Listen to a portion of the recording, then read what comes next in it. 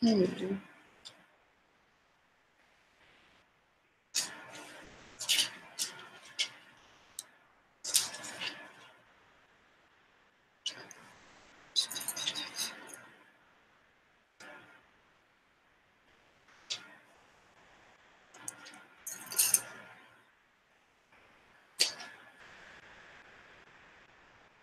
Whoa, look at this piece of origami paper.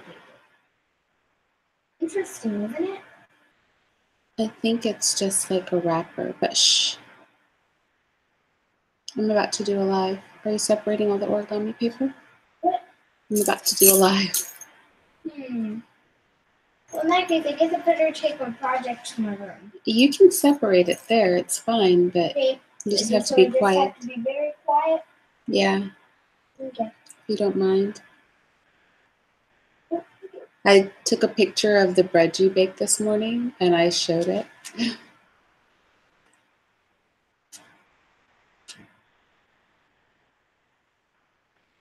Okay, hi you guys. Sorry, I'm not trying to ignore you. I have a domino game that's about to expire, and I'm trying to make a move, but I don't have a good move. Oh. I can do a 2-6, but he has a double 4. What if he's got the big 6? I'm not giving up all those points. And I don't have anything else I can do worth doing. That's so frustrating. Okay. Let me just set myself up to be able to do something later. Let me go so that I can see what's going on in the chat. Hi, you guys. So this is obviously going to be a live that is only suited for a certain group of people because everybody does not love books as much as I do. However, Nikki baby, that's what I'm calling her, Nikki requested this video, and so it's gonna, I'm sorry, I'm a little bit sneezy. It's gonna have to be like a video series because I actually have a huge book collection. So I'm doing this bookshelf over here, and to be honest, I'm not gonna do all the books on the bookshelf. I have some on this side of me. You can probably kind of see there's some over here. They're on my table, they're on the floor. I didn't take them all down just because it's way too many books. So for some of the series, I just brought out like 3 examples of like what's in the series of books, just for time's sake. So I hope that we can get through all of these. And then I will do my cookbook shelf. I'll do my encyclopedia. Like there's a whole set of encyclopedia on this bookshelf too that I didn't take down, y'all. I just couldn't do it. Their world book. That's gonna have to be good enough.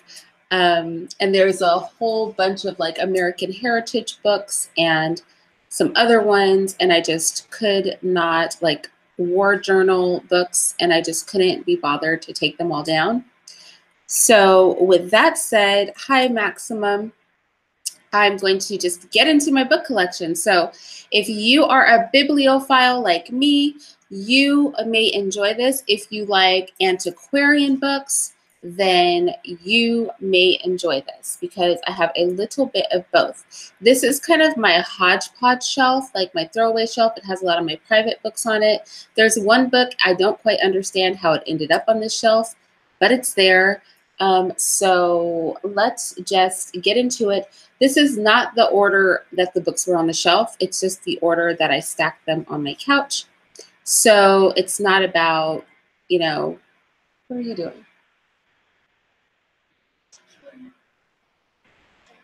Oh, okay. Apparently my daughter has a book from that shelf. She has To Kill a Mockingbird. She's insisted on bringing it. So thank you. All right, so let's get into it.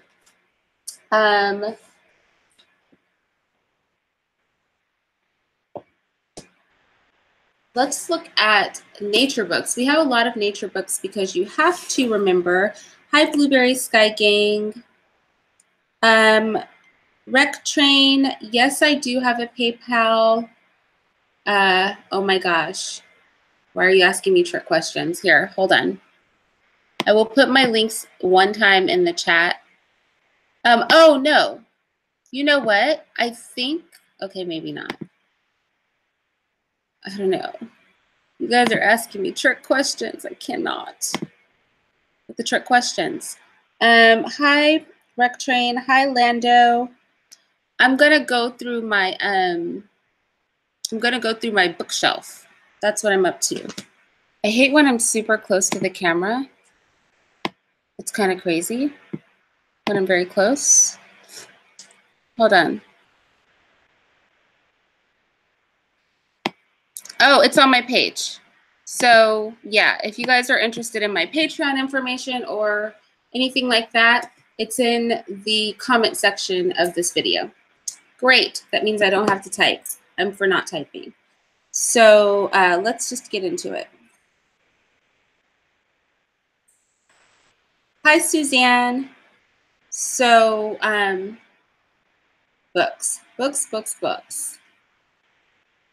I love them. We're gonna look at them. This one is Wild Animals of North America. This is a beautiful book. You will see that I have almost no paperback books. I love this one because look at the embossed bear on the front. Really beautiful. Has some great pictures.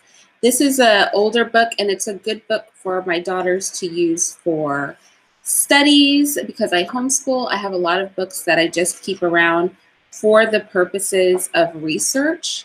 So this is one of those books, and these just cover the animals that we have here in North America. Book one.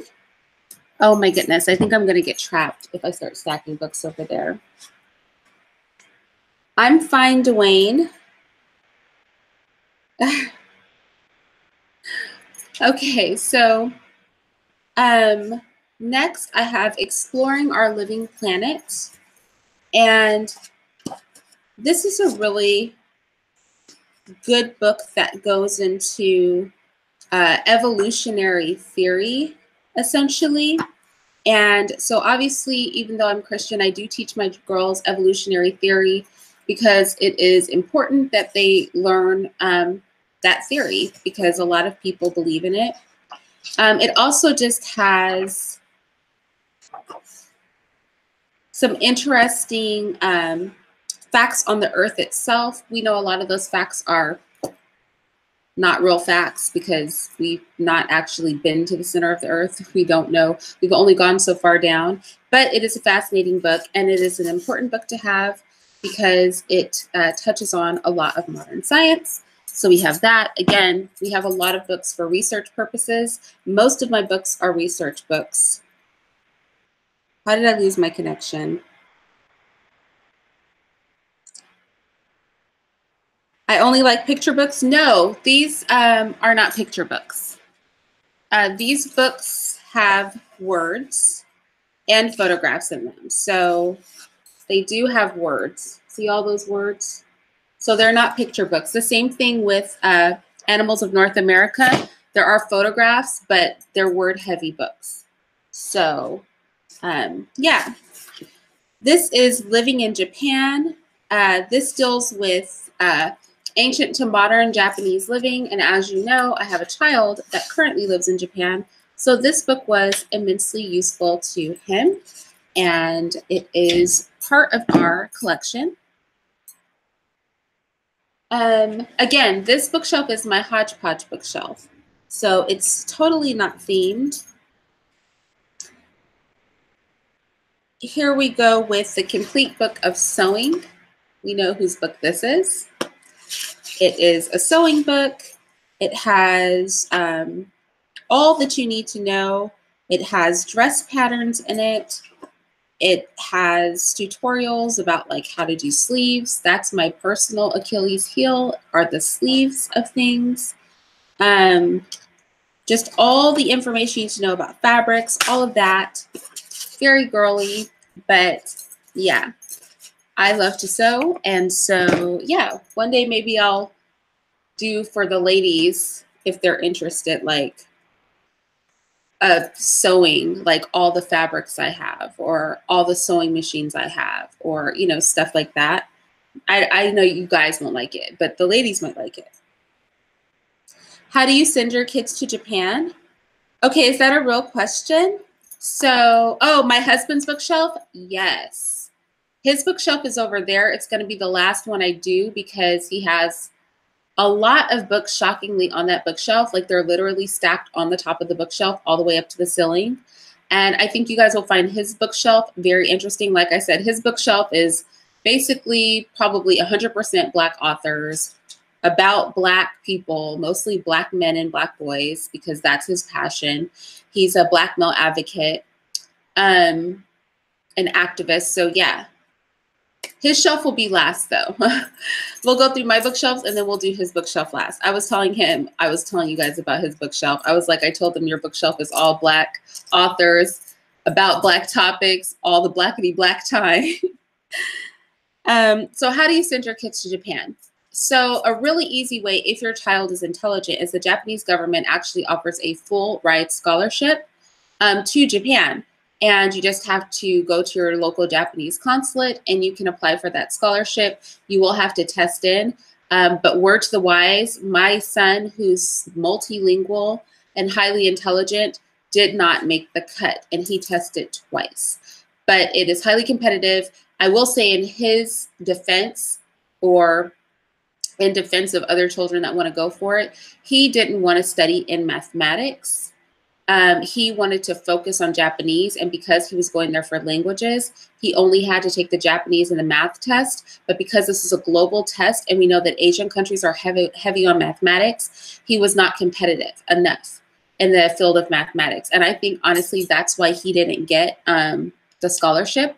So if you want your child to go to Japan, that is an excellent opportunity. They just have to study hard and they have to be ready for that test. A lot of American citizens won't apply, so your child will stand a good chance, but they have to be math heavy. So if you have a math heavy child, that is how your child can go to Japan free of charge, all expenses paid, including living expenses.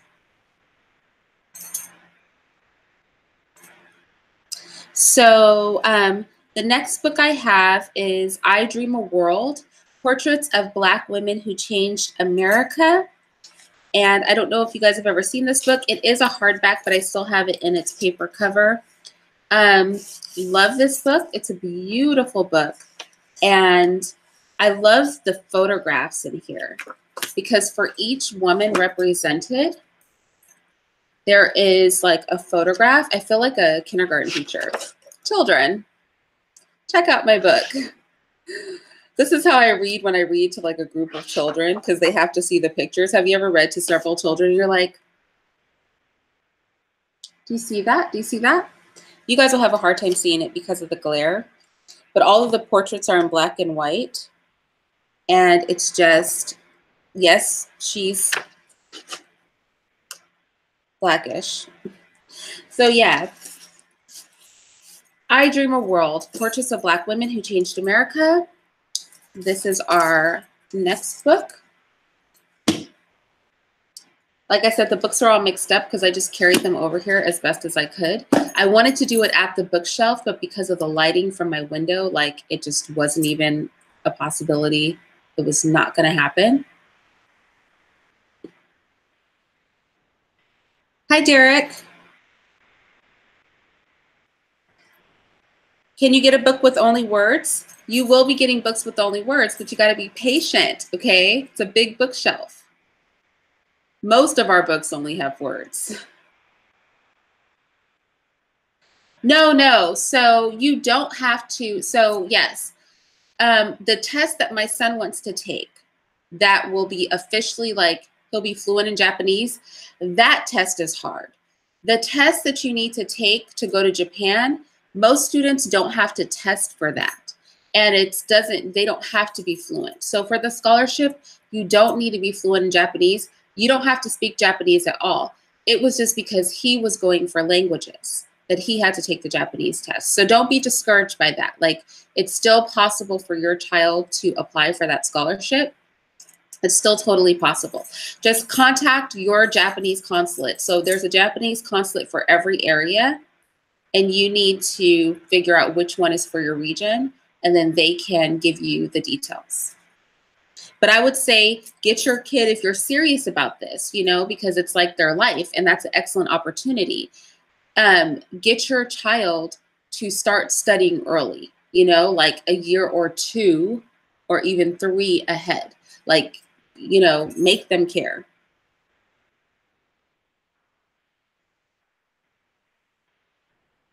Did you do a book tour? That's cool, Derek.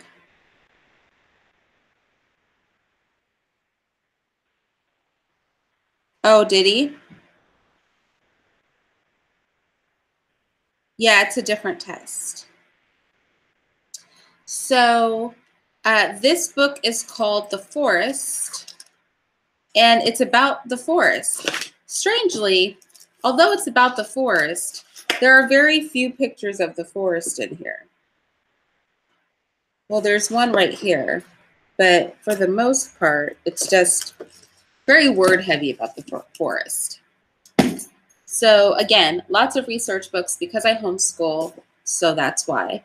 This one is called America the Beautiful, and it goes through commonly known and lesser known places. So the Smoky Mountains is in here, the River of Grass is in here, the Delta country in Louisiana is in here, Carlsbad Caverns National Park.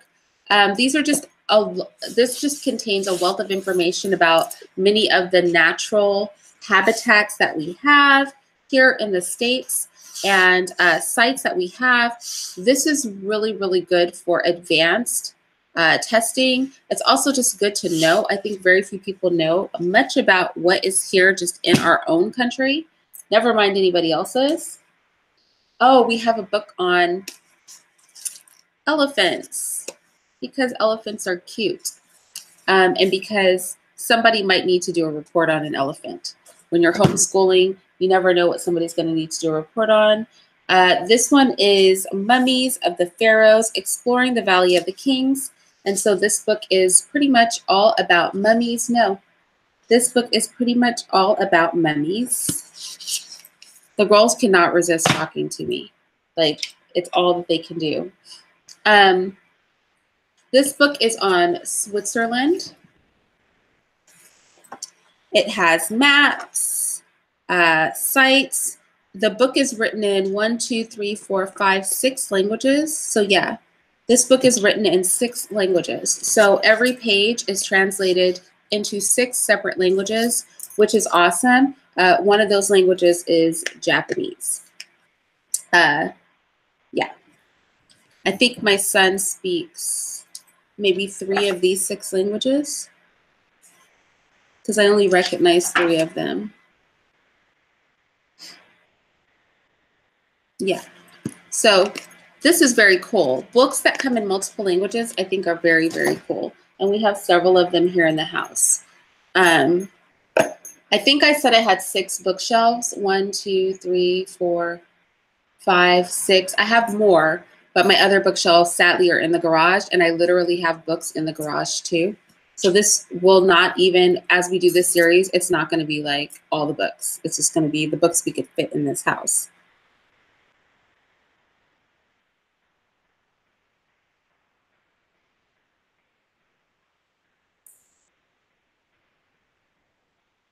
Dwayne Bryant. No, there's still a lot of beautiful natural spaces in America.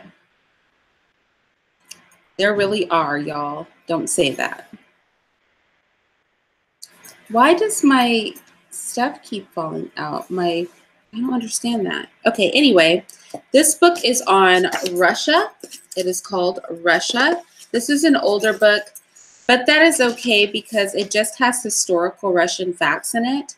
And so the information itself is still current because it's all historical Russia that it's speaking of. Then we have our big Bible,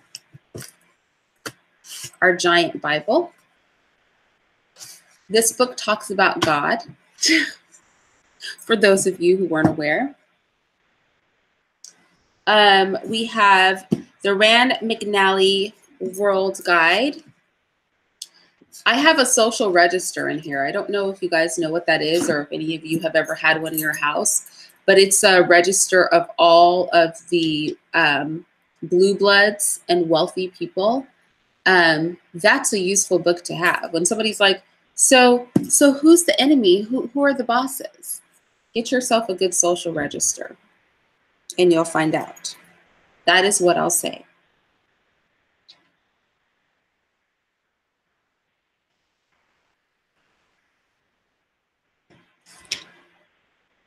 Marcia Ambrosia, your hands? What do you mean? What's wrong with them? What's wrong with my hands? I don't understand.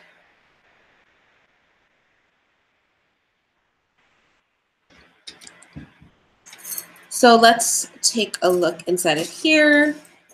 It's exactly what it says. It's kind of like a mini encyclopedia. If you were traveling and you didn't mind carrying something really heavy, I wouldn't. This would be very useful to you. But it's also very useful just for reading and learning for little ones. Here we have The Hidden Worlds of Wildlife. Again, it's another wildlife book. It has some of the most beautiful photographs in it. This is actually basically a photograph book. I'm not going to show this leopard eating because he's got him by the throat. Oh, look at the frog. How cute is that? I don't know why I'm holding it there because you guys aren't there. But you can literally like see inside of the frog eggs. You can see the little developing tadpoles. And this is a lovely book. I love this. So these are really great. Again, research books. If you homeschool, you can never have enough of these books. This one is Dolphins, Whales, and Porpoises. Yes, if you guys thought that I was joking when I said this was going to be go through my book collection with me, you underestimated my ability to sit here and really go through these books. I'm thoroughly enjoying this.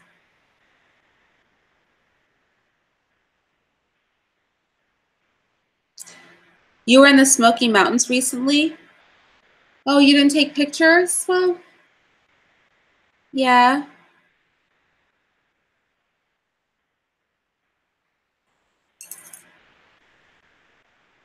Well, if you're having a hard time keeping your 5-year-old's attention, 77, then maybe he's a kinesthetic learner. It may not be that his attention can't be kept. It may be that you need to try a different teaching style with him. So see what styles work. See if he's a visual learner, if he's a kinesthetic learner, which means he's going to need activity-based learning. A lot of little ones that age, they need activity-based learning. They can't just sit there, you know, and just listen to you talk and explain things.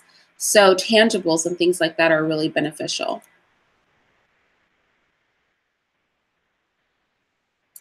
Do you miss books with pictures? You watch the Science Channel? Get a science book.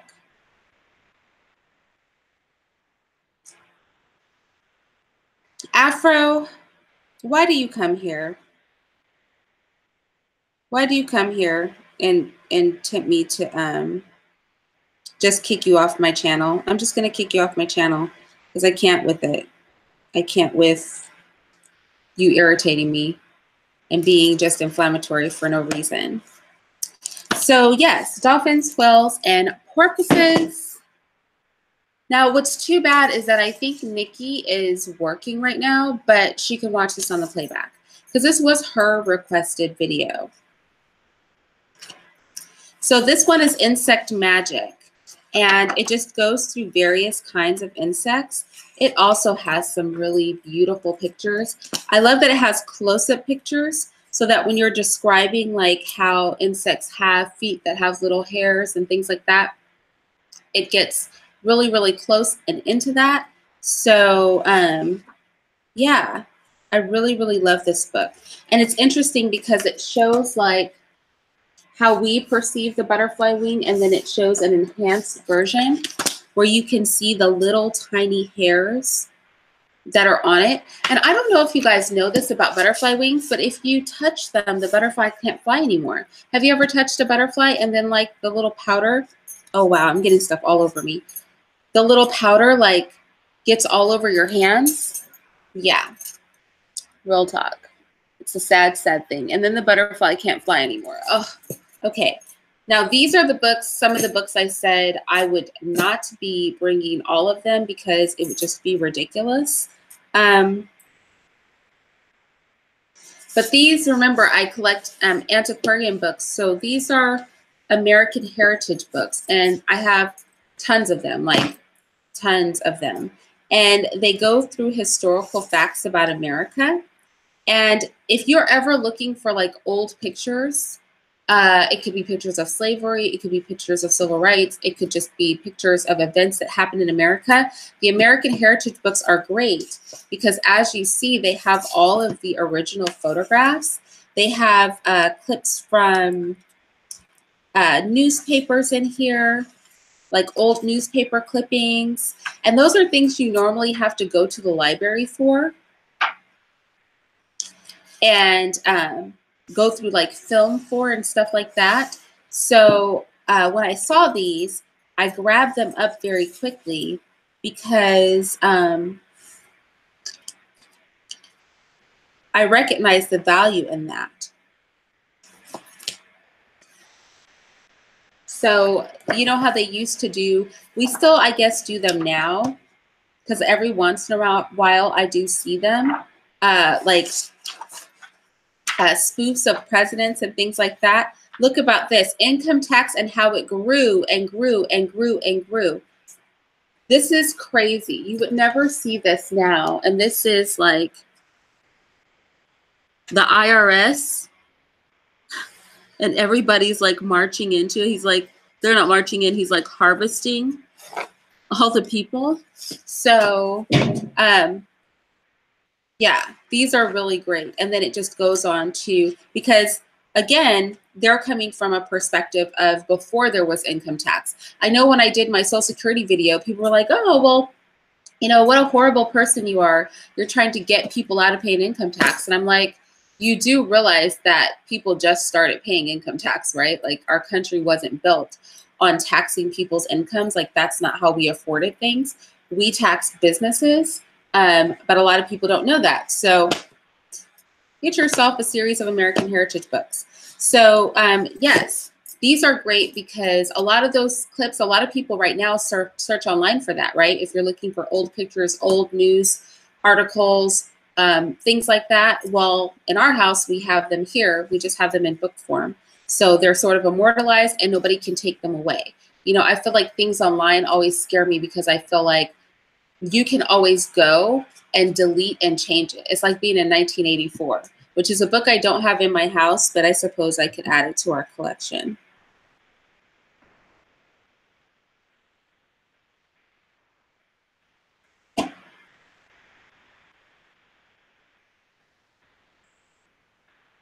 So let's see. I'm checking out your comments. You're not selling butterfly powder. You haven't read books for fun in so long, but that's fine, right? I went through a period of my life where I read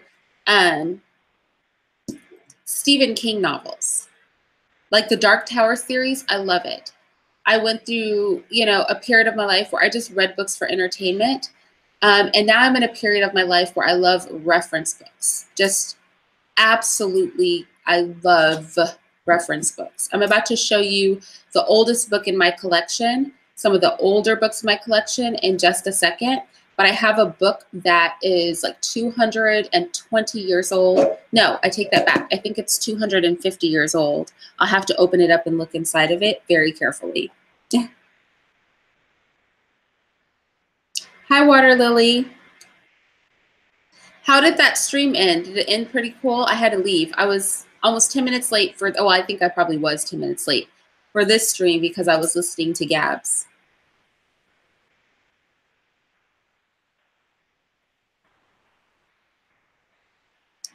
Yes, by Orwell. Yes, I'm telling you, Stephen King is a brilliant writer. And I don't know if I've told you guys this about myself, but I am a writer. Actually, I wrote a play at the age of 14 that went to stage. I'm also an artist.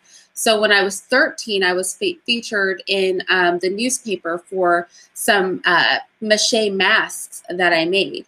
And so I am an artist. A lot of people don't know this about me. Actually, I was like thinking, what should I do with my Patreon page? And so finally yesterday, I started to upload stuff to my Patreon page. And, you know, I was inspired and I did like a short, like, it would essentially be like a spoken word poem. And so, yeah, so I love to write and I respect writers. And Stephen King is brilliant in how he writes. Like, he is capable of painting a picture like no other. He has this book, he has this short story called The Lawnmower Man. Y'all read it, it will freak you out. And he just paints this picture because the lady doesn't hear him mowing the lawn in the backyard, and she goes back there and he's naked and he's fat and he's spitting and he's covered in sweat and he's like out there with green slobbery stuff all over him and he's eating the grass, butt naked, fat as a roly-poly. And he sees her and he comes after her, and you know how Stephen King gets. Then it just all goes south. Or he has one about a guy that wanted to quit smoking, and he couldn't quit smoking. So he went to some place where they guaranteed that he would quit smoking. And they were like, they kidnapped like his wife and kid. And then they put his baby in a shock room like they do with bunny rabbits, and was like electroshocking his baby to get him to quit smoking. Like, it was crazy. Like, Stephen King, his mind is like, and he says the Dark Tower series was his masterpiece. And while I did enjoy it, I don't know, like, I guess it's for him to say what he feels his most profound piece of work was. But I did enjoy the Dark Tower series. It was fascinating. One of the heroines is a Black woman in the Dark Tower series.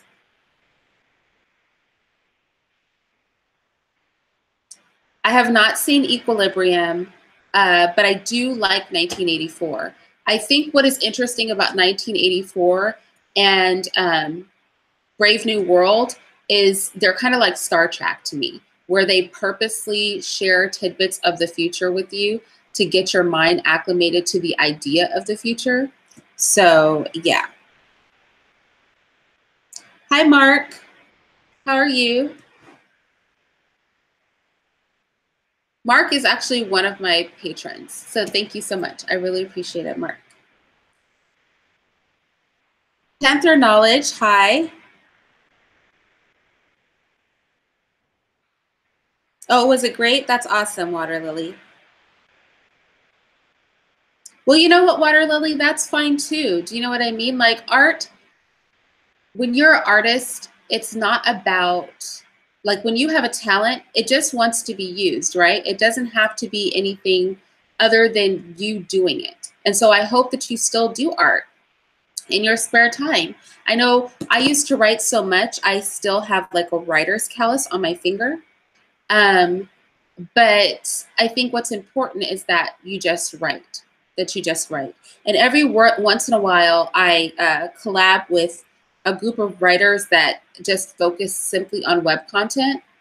And it's boring, but it's easy. And I do like editing or prepping like of the articles just to like flex my thumb. Do you know what I mean? Just to flex it.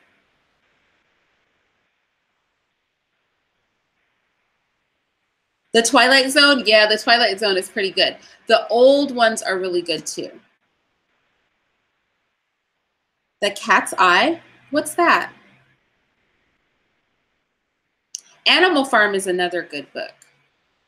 Okay, so these are all, so I have a lot of these. I just pulled out 3 because I didn't think I needed to pull out all of them, because you'll get the idea.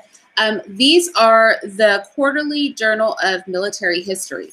These are really useful, especially if you homeschool, or, you know, what I always worry about is that information changes and digital information can be changed. So this goes through every war that we had.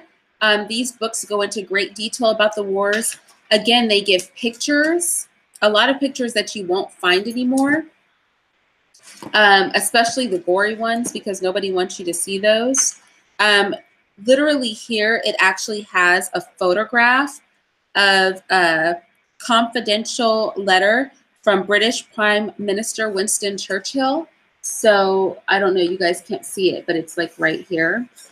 So it's just great to have, like, you know, you can't access this kind of stuff anymore. You have to go through so much. You have to find like a good library. You have to hope that it's somewhere online and you can take it. It's so for me, these kind of things that you can have that information in are wonderful, because these are the kind of things that are very hard to find these days. I know San Francisco has a great library where their photo film library is huge, but everybody doesn't have access to that.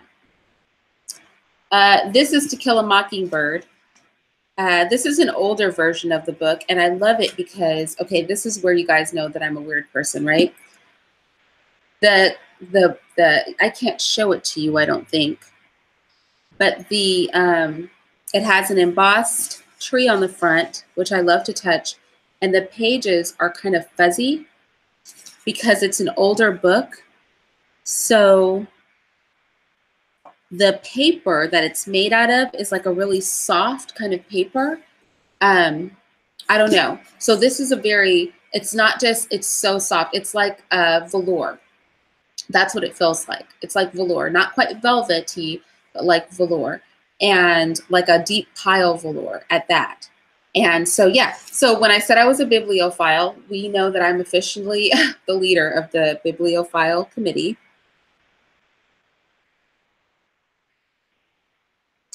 I didn't get these off Amazon. I go searching for books. So I find remote bookstores and things like that, and I go like on deep searches for books. So yeah, I didn't get them off Amazon. The only books I get off Amazon are school books for my kids, the textbooks. But for these kind of books, all of these I acquired in person. So I haven't read Lord of the Rings. Yeah, Water Lily. I love older books too. I really do. I love everything about them. So this is a book that my pastor's wife gave me. It's called The Bible Promises Book. It's a really cute book. It's one of my paperback books, and it goes through all of the promises in the Bible. So it's called the King James Version, The Bible Promises Book, 1,000 Promises from God's Word. And so I really love this. I had several copies of this. I gave one to my secret sister. This one was given to me. And so I love this book. Oh, here goes. So I used to be obsessed with Danielle Steele, and somehow one of her books, even though I don't read these anymore, has made it here. They're just romance novels. There's nothing, weird or sexual in them or anything like that. They're just cute little stories, and I used to love them, and somehow I still have a book here from that. It's so weird because is it timing out for you guys? It keeps timing out for me. Okay, this one is the Sonnets of William Shakespeare. You're going to wonder, why is this book devastated right here? But it has a reason. I'm going to send you to your room. But it has a reason. My daughter loves books too. It's hard for her to resist this. So these are the Sonnets of William Shakespeare, and it is an older book, and that's what's in it. It's got Shakespeare sonnets in it. This is a Sabbath and festival prayer book. So it has in English and in Hebrew. So the English is on this side and the Hebrew is on this side. And this book has been through the ringer. When I found it, it was pretty battered. I love old books though. I didn't care that it was battered. So yeah. And the pages are like butterflies' wings. They're really, really light, not like Bible pages. They're a little bit thicker. But basically, these are Psalms from the Bible, right? So like this one says, I will praise the Lord as long as I live. Oh, I actually know a song that says this. I will sing praise to my God while I have my breath. Let my meditation be sweet to him. Wasn't that bad? I will be glad in the Lord. I actually know that psalm as a song. I know a lot of Bible scriptures as songs because there's this woman who does like New King James versions of songs, but she does them really, really well. Like, I promise you, she can sing like anything at all. You know, I can't sing when people are staring at me. So my whole head started to get hot, y'all, I promise you. Once I started realizing that I was singing and that you guys could see me, my eyeballs started to get hot, and then I got nervous and scared. So there you go. And then I started not being able to do it anymore. But the thing was like in my mind. Shakespeare, meh. I don't like Shakespeare. I have it because it's Shakespeare, not because of my present, you know, like my interest in Shakespeare, because I'm not particularly fond of Shakespeare personally. This one is The Forced Saga. Okay, this is a good book, y'all. This is a good book. I want a first edition of Tess of the Dubervilles. It's expensive, but if any of you guys are feeling giving on my birthday month and you want to give me Tess of the Dubervilles, a first edition, there are misprints in it. I actually found one, but he wanted too much money for it. I found one in San Francisco at an antique book dealer, and we went for a private showing, and he just wanted too much money for that book, and I couldn't do it. And the author, he had signed in the book how he hates first edition copies because there are always things wrong with them. Another one that I want is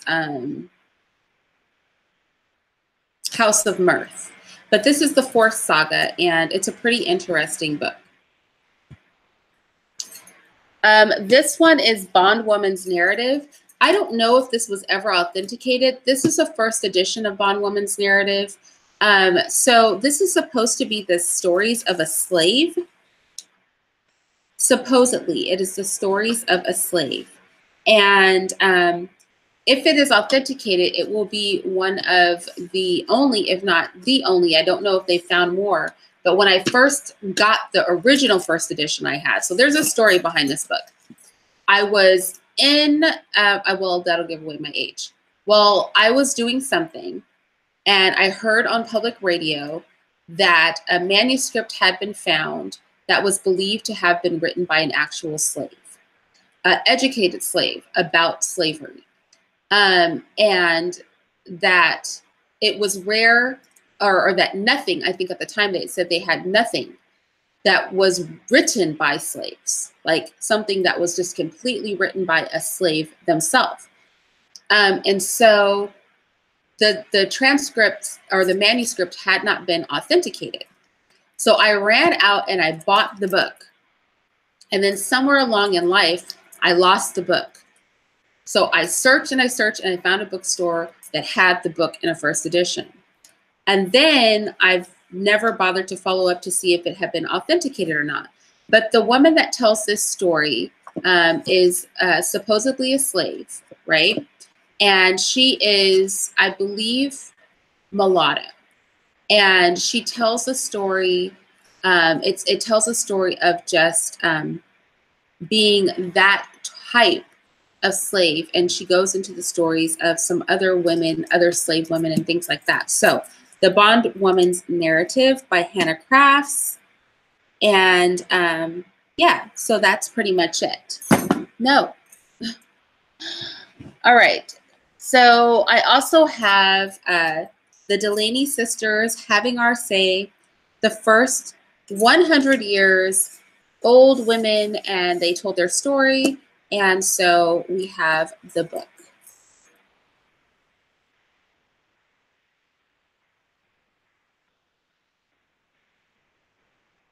Oh, okay. That's cool, Mark.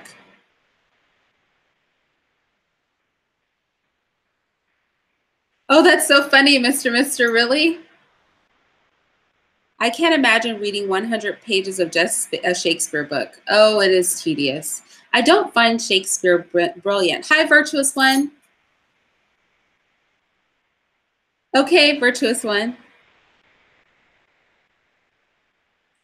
Yeah, if you like books, this is interesting. Like, I know everybody can't get on with this, but I love books, obviously, because I have a lot of books. So I can get on with this. What I think will be fun are the cooking books, y'all, because I like to eat. So this book is called Earth. It is an older book too. And it just goes into what we believe about Earth. And then it also has some interesting things like Cleopatra's needle. It's like this obelisk. It's granite. I could show you the pictures because you can actually see the hieroglyphs in it. But I don't think I could get the book close enough to you to do it. I don't know why this book has had such a hard life, to be honest with you. But I love this book. I really do.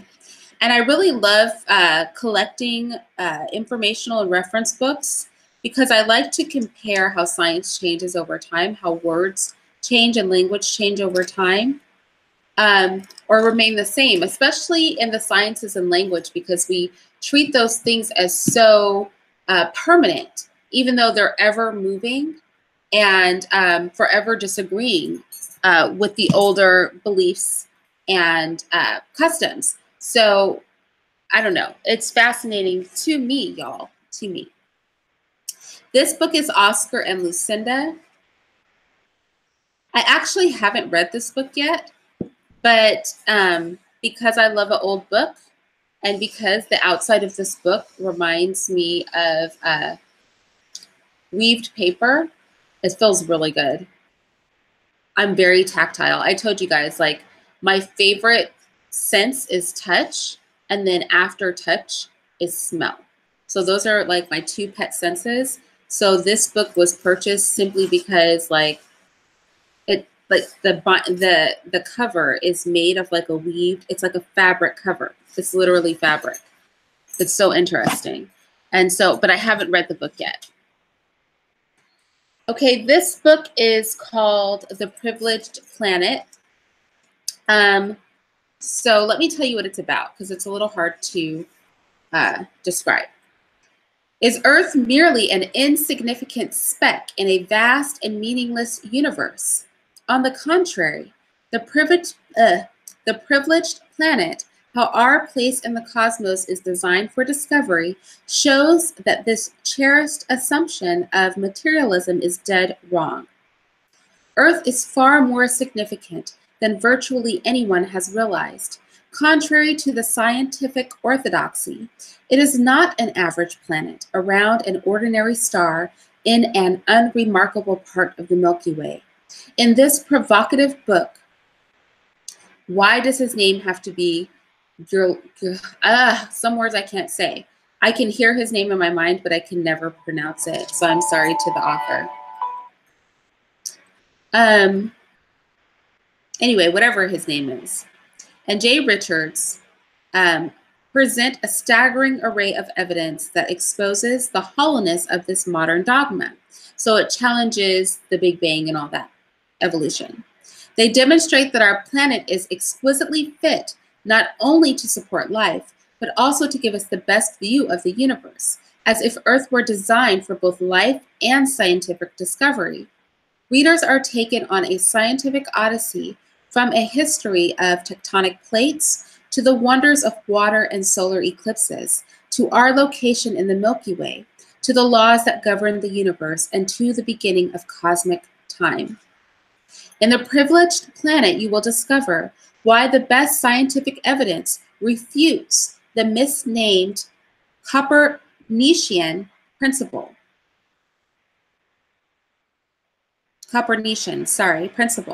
The widely held idea that there is nothing special about Earth or its place in the universe.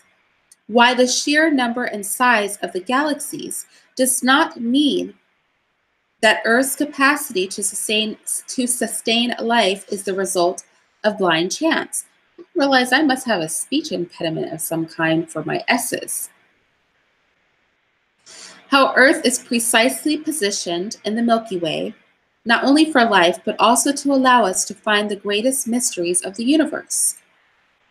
Striking ways in which water doesn't behave like most other liquids, and how each of its quirks makes it perfectly suited for the existence of creatures like us. The harmony of Earth and the Moon, how they work together to sustain earthly life as one intricate system, and how that system produces the best solar eclipses where earthly observers can see them, how Jupiter and Saturn protect Earth from cataclysmic destruction, how the laws and constants that govern the universe must be narrowly fine-tuned for the existence of any complex life. The privileged planet's astounding findings should lead any individual to re-evaluate entrenched assumptions about the universe, and even to rediscover our very approach on what so many have dismissed as nothing more than an accident of cosmic evolution. So that is the privileged planet. I cannot say Mr. Gonzalez's first name, even though I can hear it in my mind. There are some words, you guys, I literally cannot say. It's really sad. It's like I can hear them in my head, but like forming them with my mouth, I cannot do. Do you like watching book hauls? Are there book hauls? Do people do that? Oh, don't tell me that, Water Lily. I'll be watching book hauls. Okay. You can't come on to my channel and say that. One of you mods, can you, I really like you, MB Unloaded, but I'm putting you on a timeout.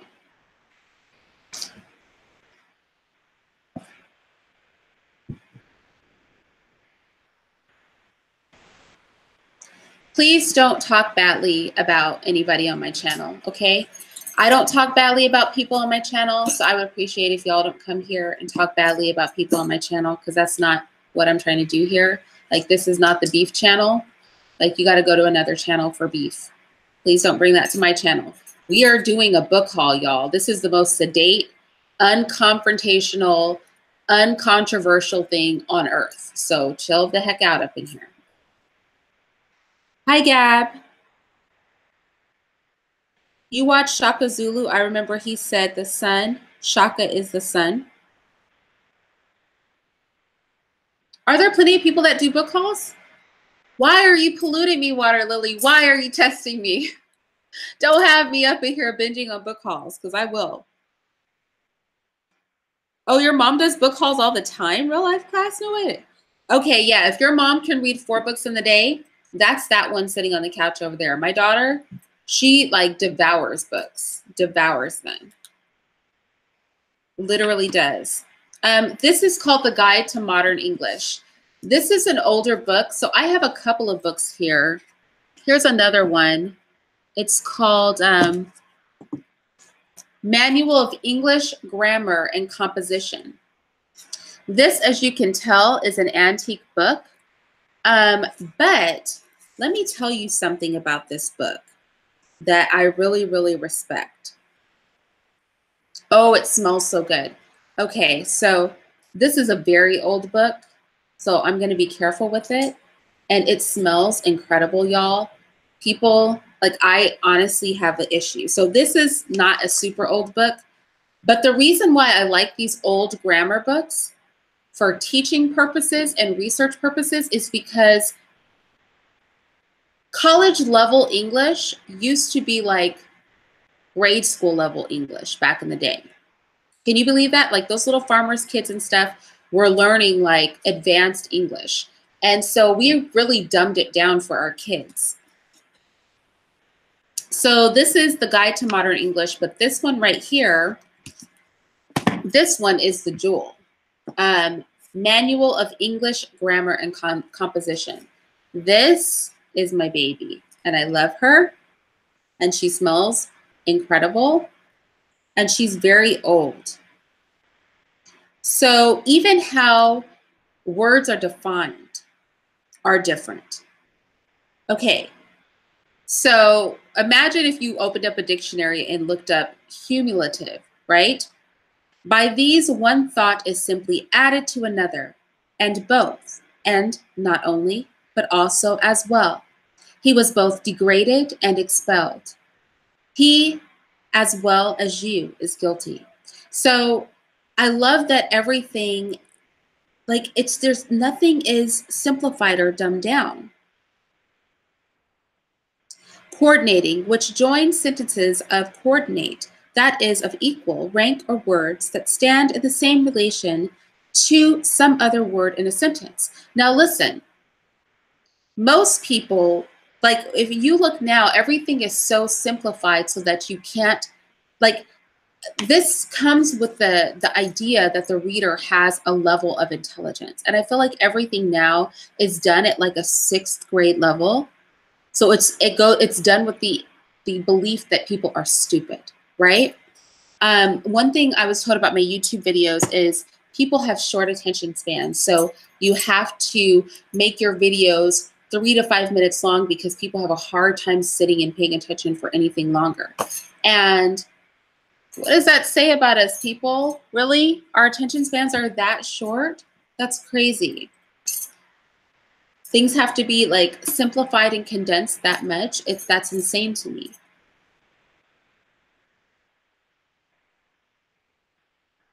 Oh, that's awesome, real life, Kaz. Well, I'm glad I'm here and I am live. If you don't mind books, then you've come to the right place. If you just want to hear me talk, you've come to the right place. Is the natural light better today? Because it hasn't been that good, y'all. It's been a real struggle. I wanted to do my video at my bookcase, but it was crazy. I'm so used to, you guys know in my old videos, I'm used to things being extra crisp, but out here it just is rainy and foresty and I have a billion windows and no light.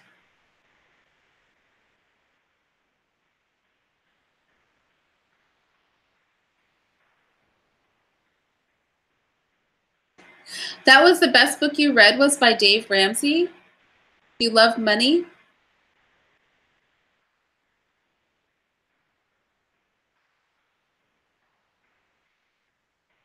Who wouldn't do well at book conventions?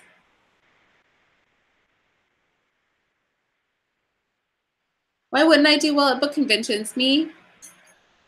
I might want all the books. Okay, so this one is called Refuting Compromise. Get this book.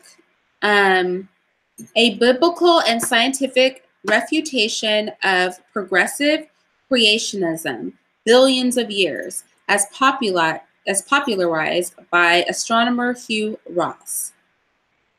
So this was written by, well, the foreword was written by Douglas Kelly, PhD. The author is Jonathan Sarfati. He also wrote a book called Refuting Evolution and Refuting Evolution 2, which I need to get my hands on. So this is Refuting Compromise, the Age of the Earth. We could have some fascinating discussions about the age of the Earth. We really, really could. And I wouldn't mind having those discussions with you. As you guys know, I love to talk. I have 2 book piles going on here.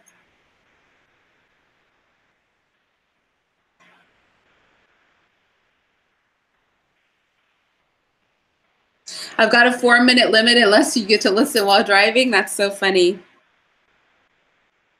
I'm not a fan of books. My mom made me read them as punishment. Oh no, does she ruin books for you? That's wrong.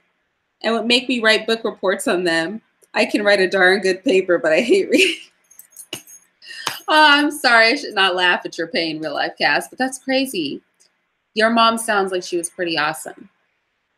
My mom used to make me sit and write my spelling words 100 times each. So you know how I used to have to write them like 5 or 10 times each for school? She'd make me do them 100 times each. Not 5, not 10, 100 times each. And I hated that. But you know what? It actually was really good for me. My mom was really strict and I hated a lot of things she did when I was young. And a lot of things she did weren't right, you know? But that part I actually came to appreciate. My daughter, I literally sat here, didn't I, baby, and make you write your name 100 times neatly in manuscript and 100 times in cursive. Did I not? They can't hear you. Yes. Did you hear her say yes? I did. And she was mad. She cried. And I was like, there's no crying involved in this life.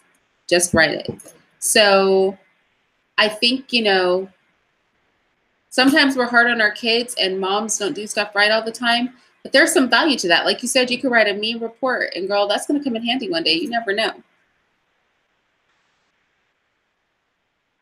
But books as punishment, I wish my mom would have punished me with the book.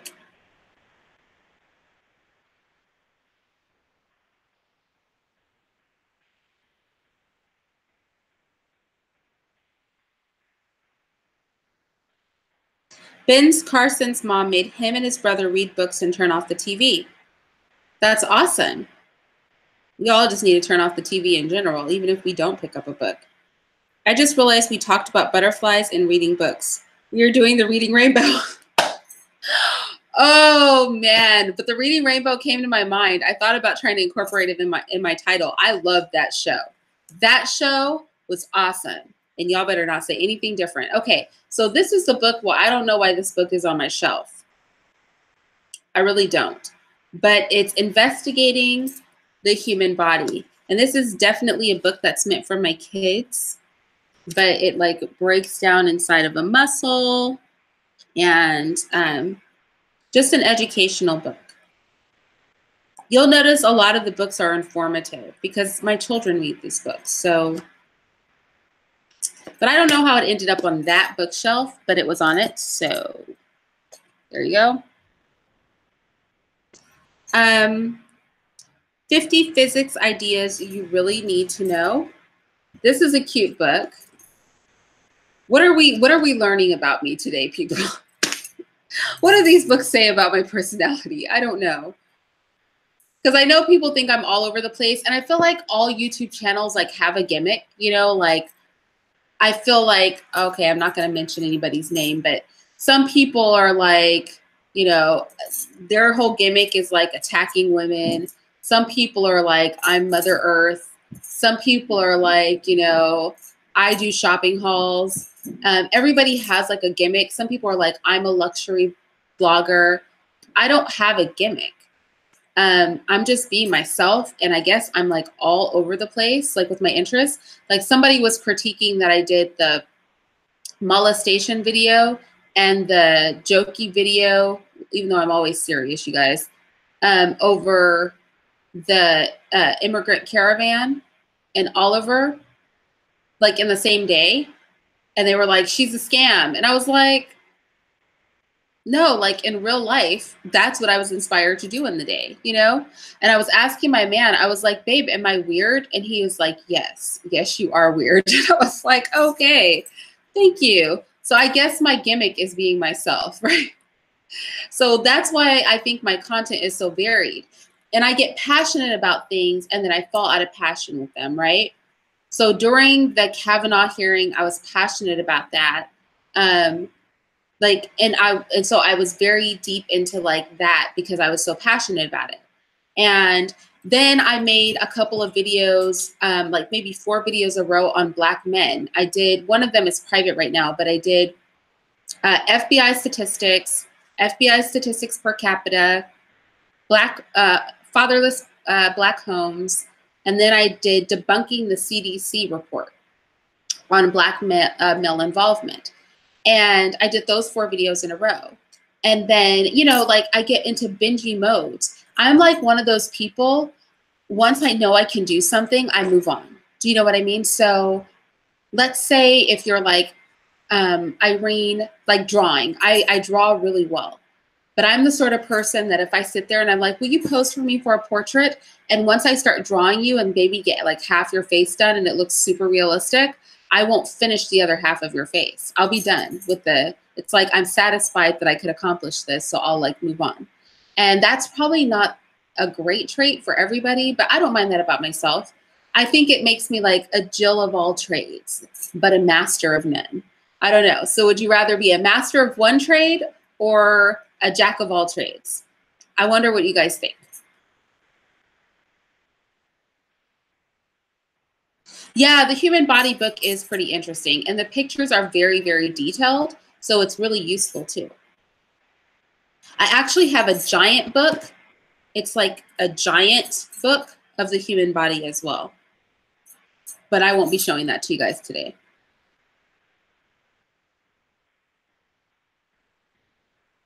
I like physical books. I actually wrote a article called Modern Day Book Burning, and it was about ebooks. And my argument was that ebooks are like a modern day book burning. And while I can understand ebooks because it likes to take a condensed version of a book somewhere and everybody doesn't want to carry a giant book, I particularly don't like the ebook phenomenon. It's actually provoked me to buy more books. It's like when they stopped printing encyclopedia, I ran out and tried to get all the encyclopedia I can, which is why I have several different kinds of encyclopedia in my house and many sets of encyclopedia. I'm actually after the last print of Britannica right now. It's an all black Britannica set, and I'm searching for that set because I want that set in my house. So I don't mind ebooks and I think that they're useful, but I don't like the trend. I would never want to see real books go out of print. I would never want to see that.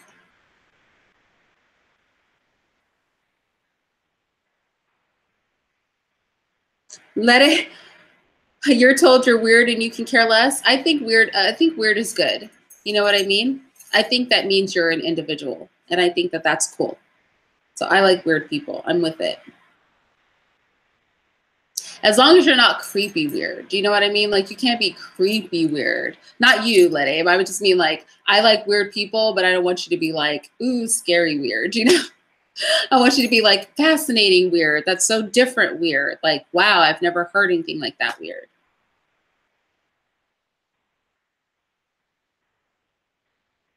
Oh, do you agree with me about ebooks? Water Lily, you go both ways.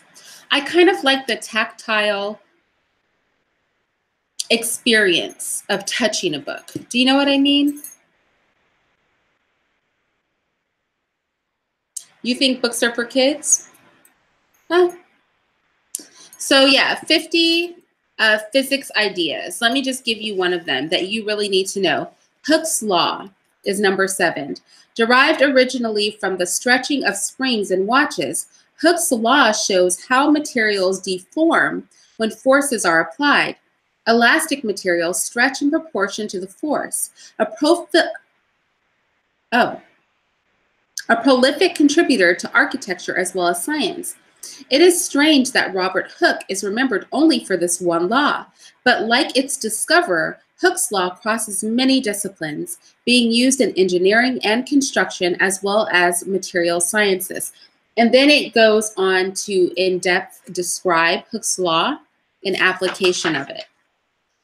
So yeah, 50 physics ideas you really need to know. I'm with it. Here we have the visual arts, a history. And this is what I'm talking about. Like, the visual arts, a history, basically only has European art in it. European and Egyptian. Like, they're the only people that did art. If you go to museums, it's like that too, right? It's like European art, Egyptian art. Maybe they'll throw some Asian art in for good measure. But it's like Egypt was the only place in Africa that did art. Asia did a bunch of art, and then Europe did all the other art. That's what it feels like every time I step into a museum. It's very frustrating. And then I have to try to kind of make that make sense to my daughters. Why do I tell you it's like that? Because most of the people... Wait, come closer to the mic so that they can hear you. Why? No, don't come over though. Because Europeans do most... Because we live in a part of the world where Europeans are mostly. Yeah. So what art do they perpetuate? European. Basically, yeah. Mom, yeah. You know that we've been to a museum where there's Greek? Well, Greek, that's a type of European. Oh. Yeah. So, yeah, I have to give that disclaimer every time we go to an art museum so that they literally don't think that the only art that exists is from Egypt, the pet African country of Europe and Europe. I need them to know there's other art It's not just some random Japanese, Japanese, Chinese art, and then European art, and then flipping Egypt. This is Jane Eyre. I like Jane Eyre. This is a story that I like. We're getting up here with the books. Okay, I have a whole stack of books on the floor. So these are, I do not know why my connection keeps dropping on my phone. That's like so crazy.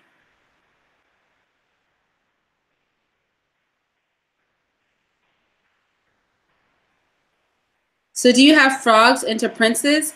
No. No. Babe, why don't I like Beauty and the Beast? Because of bestiality. Oh, wait, come back here. Did y'all hear her? I'm telling you, I have real conversations with my kids. I don't play any games. Why don't I like Beauty and the Beast? Because of bestiality. What do you mean by that? Like, what is it about the story that has anything to do with bestiality? Because the beast turns into a prince and marries Belle. Yeah. And she has to fall in love with an animal. Same thing with like a frog and a princess. Like, it's just weird to me. I don't like those stories. When Nyla was on here, we were talking about that. Like, I just don't get with those. And if I don't let my kids experience something, or if I tell them I disapprove of something, I give them an honest answer as to why, because I want them to be able to see the deviancy in a lot of the stuff that's out there. I don't want to just say it and then think, oh, because my mom doesn't like it, or because I want them to understand, like, there is a reason behind why I find this disgusting. And she remembers that, because I like Beauty and the Beast, we can't do it. And so a frog and a prince, I couldn't do that either. Like, that is yuck.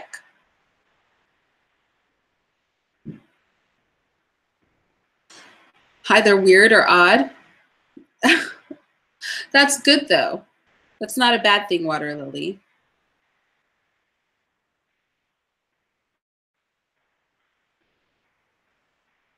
Well, Blur Monster, it's not about that. It's about the fact that Europeans went into Africa and Arabs went into Africa and they destroyed everything.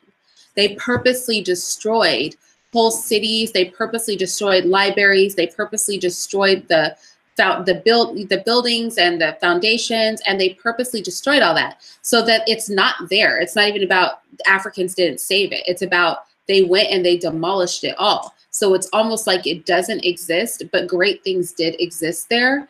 It's just that other people came in and they just destroyed it all. And that's the history of the thing.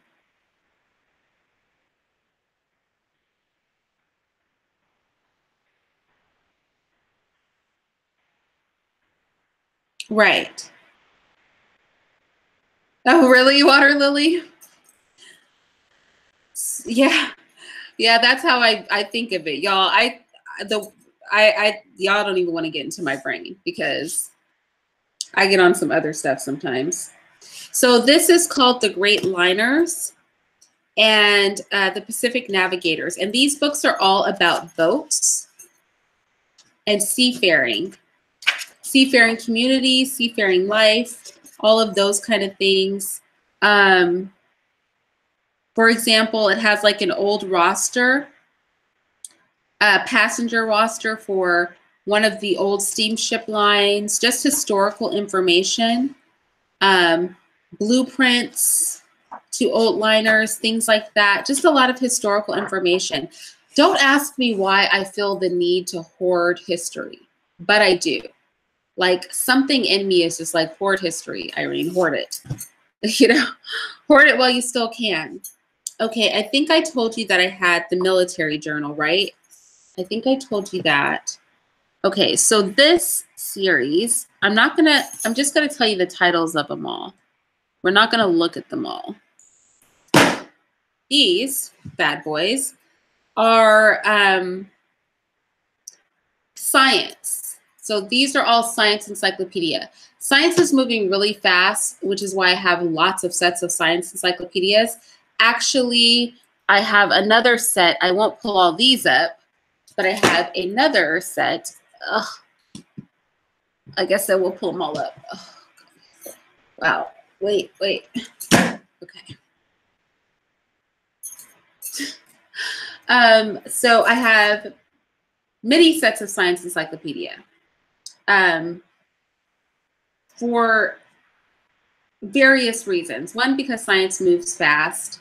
Two, because I like to watch how it changes over time. This helps in a debate with people who are very passionate about science and science is the truth and da da da. Well, I have several encyclopedias that say that science doesn't say it's the truth. Science doesn't even know what it wants to be. It's always moving and evolving based on the understanding of the time, because science is only as good as our understanding at the time. And so often things that they believe are found to be wrong, even dangerous sometimes. So we have Macmillan's Encyclopedia of Science. And then we have, it's going. Oh, they tried to fall on me. You know, nothing is worse than a hardback book falling. That's like a book destroyed. So I'm like, cannot stand when they fall.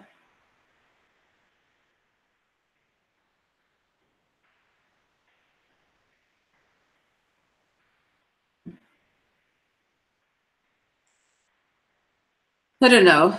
Blur Monster, I don't know about your conversation. I've been waffling between feelings about you and the things you say, but I've decided to like you.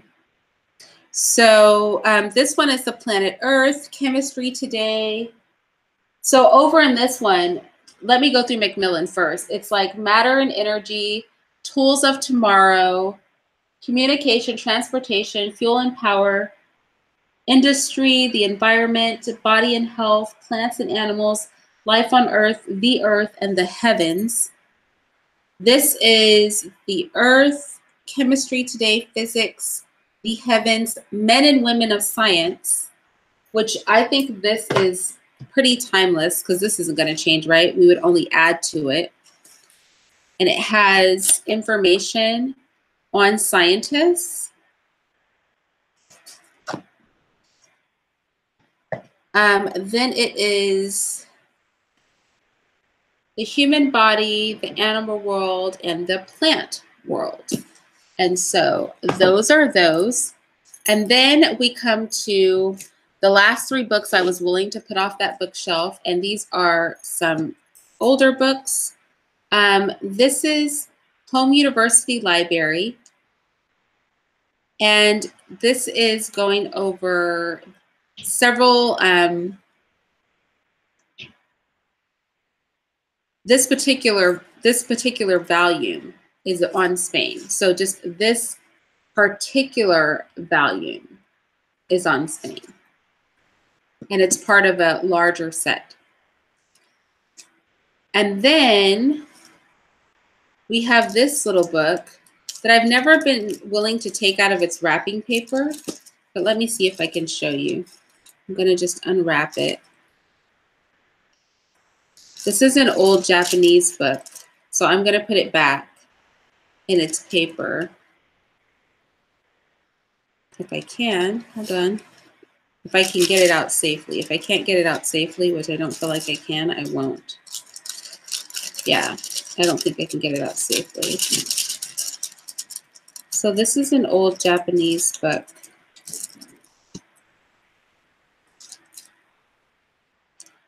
It's really beautiful.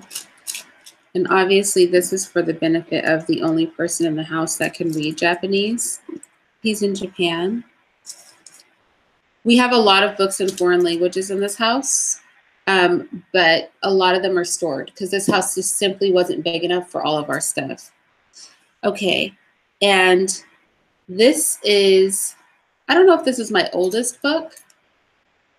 I think it's one of my oldest books. This is a dictionary. And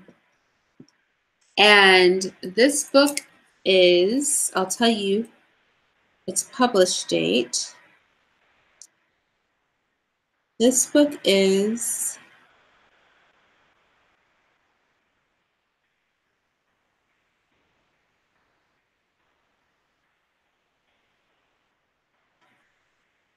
I just need a published date on you, baby. Because it's not on the first page. I like hate turning the pages in this book. Like it's like literally hundreds of years old. And so I like turning the pages just makes me sick. I love it, but like it makes me sick. I did a video on the Tumblr gender list and whether or not gender meant something different than sex. And I looked it up in this dictionary and I was like, strangely, hundreds of years ago, gender and sex were the same thing. Hold on.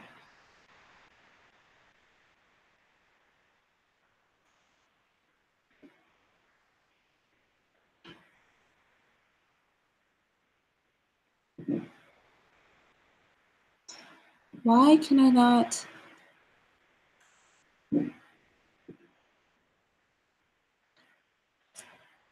Hold on.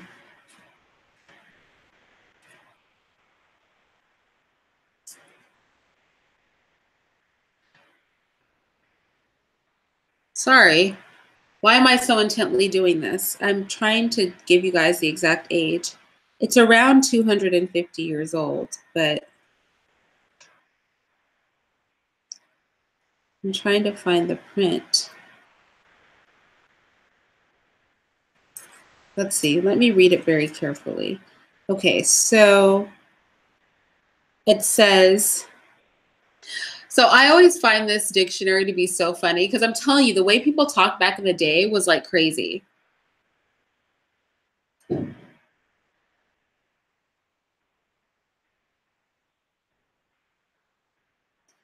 NBN loaded, okay. I thought about doing book readings on my Patreon, but I have to ask my patrons what they think of it. I don't know that I would do a whole nother channel. I could barely deal with this channel. But I'm gonna need you to stop talking crap about people on my channel and be unloaded. It's a good idea, but can you share your ideas without insulting anybody?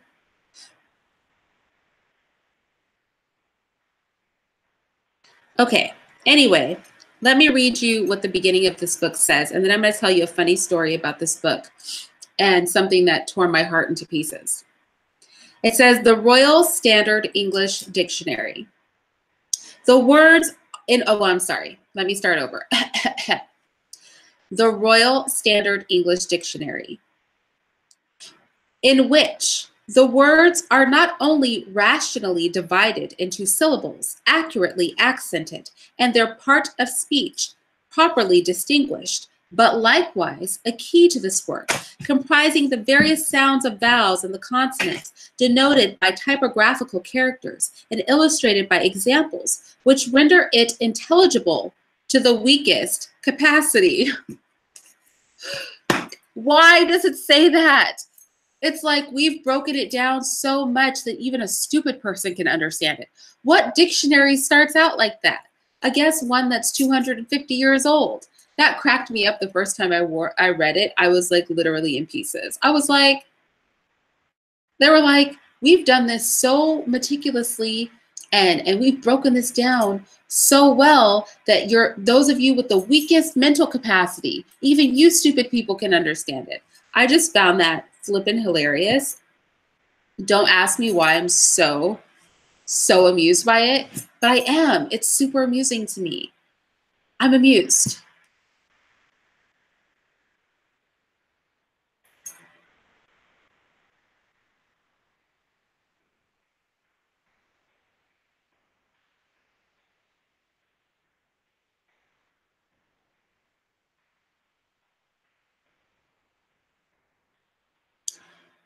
Okay, so with that said, I cannot see the chat because things are going crazy. People have become the new dictionary, apparently. So with that said, I'm going to get out of here, you guys. That is bookshelf numero uno. What is it? What about a book? It's a book. Oh. My daughter drew a picture of a book and wrote the words "a book" on it. She's trolling me, my own child. That's crazy. Okay, you guys. So with that said, ending with my baby.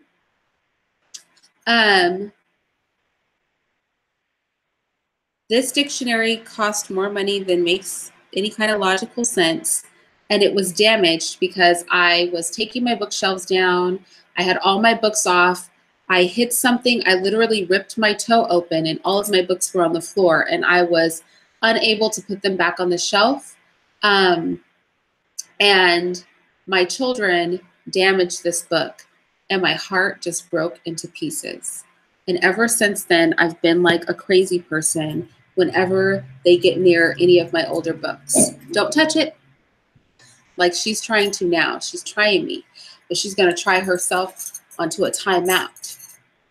Now, with that said, you guys, I'm so glad that you joined me. I know that this is a live that's not going to appeal to every single person, but for me, I really love books, and I'm going to do the whole series, and those of you who are into it, y'all can listen in, and those of you who are not into it, that's totally okay. Like I said, my personality is diverse, and so I feel like I have thousands of subscribers.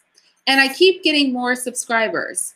But strangely, y'all all don't like the same thing. So I don't know what we're all doing here together. Like I try, like recently, I gained, in the past like 4 days, I've gained like 200 more subscribers, right? 200, 250, something like that. And my view count for my videos goes down. But I have high user engagement, right? I hear from you guys a lot. So I'm very confused how I keep getting more and more subscribers, but my view count is down, but the longevity of how long people watch things is longer. So what I'm feeling is that some people gravitate to political videos. Some people gravitate toward the more serious videos. Some people gravitate toward the lives. So you know what I mean? Like some people gravitate like toward different things because nobody's leaving, right? The channel is still growing, but I don't know, maybe it's me, maybe because I don't have a gimmick, maybe because my stuff is all over the place. I don't know, but I don't know, we're just all gonna hang out together. We'll see what comes of it. I will talk to all of you guys a little bit later. Oh, Virtuous One, are you still in the chat room? I don't know if Virtuous One is still in the chat room, but tomorrow I'm doing, I decided just to do it as a live, just because it was easier on me, to be honest.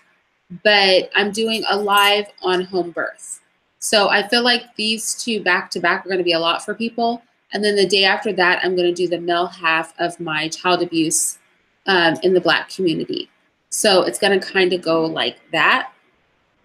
So that's pretty much where we're at with things. If you guys have other things that you're interested in, do let me know, because you know I don't have a plan for this.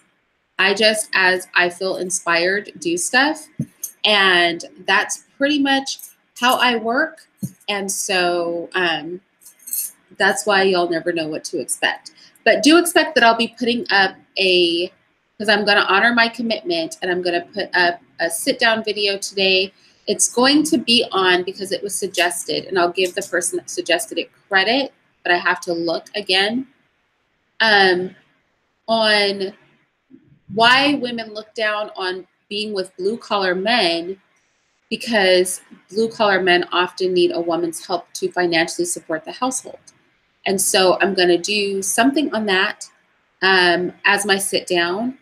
And then I'll check y'all tomorrow. I haven't put up the contest for the day, but I'm going to put that up.